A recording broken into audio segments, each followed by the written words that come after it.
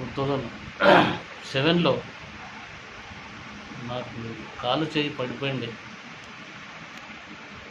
కర్నూలు హాస్పిటల్లో విశ్వభారతి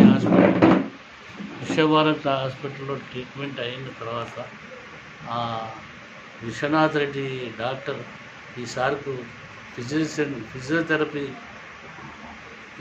ఫిజియోథెరపీ చేసుకుంటేనే నువ్వు బాగుంటావు, లేకుంటే వీలు కాదు. మేము ప్రయత్నం చేసి నీకు సక్సెస్ చేసినాము.